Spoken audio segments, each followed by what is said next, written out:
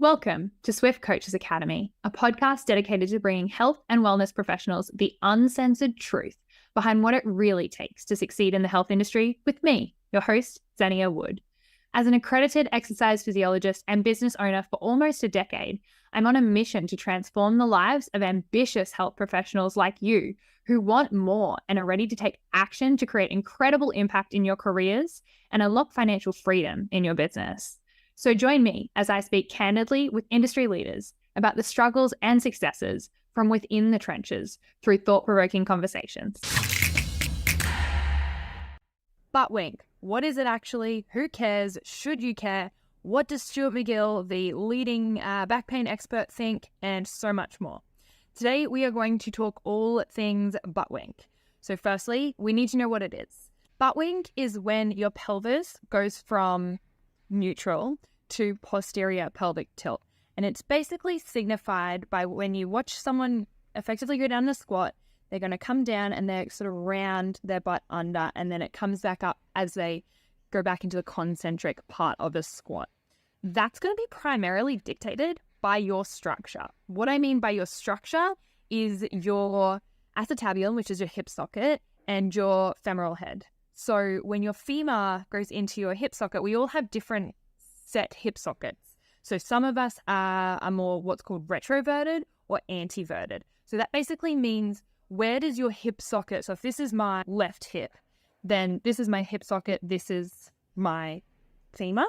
Where does my hip socket sort of sit? So if my hip socket sits quite retroverted, what's going to happen is if I want to come through in this angle, which is leading into that squat position, my acetabulum is going to stop me from doing that. But I can do it out in this position here, okay? If I'm antiverted, which is what you'll see with a lot of like Asians who can sit ass-to-grass in a squat for ages, no dramas, is their hip socket will be antiverted. So they've actually got heaps of range to come straight forward and through there, but they may not be able to do super wide positions. And everyone's hip mechanics is going to be the biggest dictator in when, where, and if you are going to butt wink in a squat. The other thing that we need to take note of is pelvic control and pelvic awareness, because a lot of people, especially when you're learning or you're not bracing effectively, they just sort of drop down and come back out.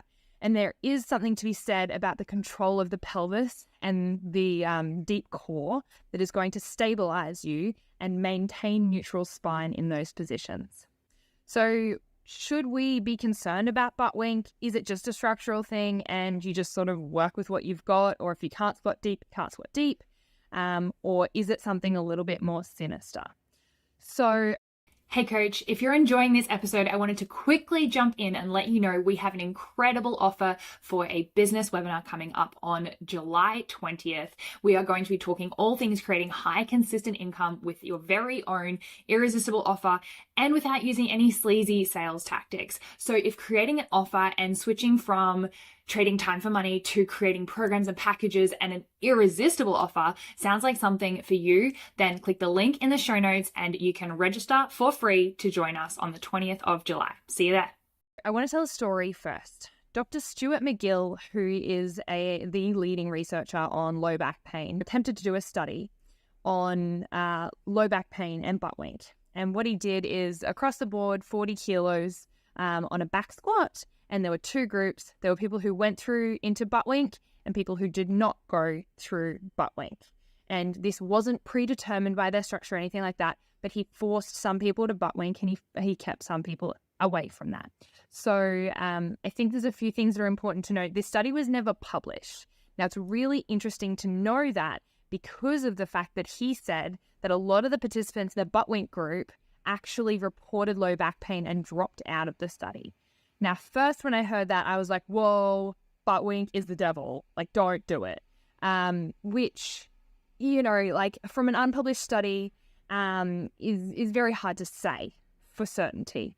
And I think there's also something to be said about, you know, were these people bracing? Were they in a position that allowed them to get deep enough? And maybe that wasn't a great position for their hips in the first place. So, you know, maybe there was some hip impingement involved because they physically were forcing them into this position that may not have suited them. Now, this probably still advocates for saying that butt wink isn't great. However, I think it's really dependent on a few things. I think that it is dependent on the load that you have. So I guess my stance on this is that I wouldn't be loading someone up incredibly heavy, making them go ass to grass if they didn't have good pelvic control, and if they were sort of just dropping in and out of posterior pelvic tilt. So takeaways from this is that people's structure will determine their function. So don't force someone into a specific stance with a squat. Trying to maintain a straight spine will give you a stronger position, but not necessarily mean that butt wink is bad or the devil. But it is important to understand that butt wink may have its place in actually creating some tension to both stretch and then contract the erectors. And I think that's not something that's often talked about because it's sort of disregarded or dismissed as, that's bad for us, so don't do it. I think that we need to be aware of pelvic and core positioning, and there is a big difference between butt wink because I flopped into the bottom of a squat position and butt wink that was controlled on the way down and I was bracing, and that's just structurally where my hips sort of had to tuck under because of my pelvic position if I wanted to hit that depth.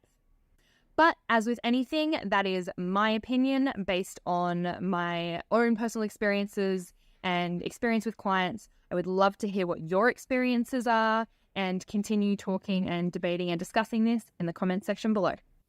Once again, just a reminder, our Biz webinar on creating high consistent income with your very own irresistible offer is coming up really quickly.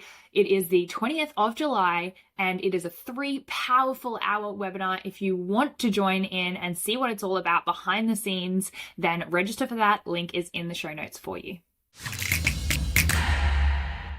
Did you find something valuable in this episode?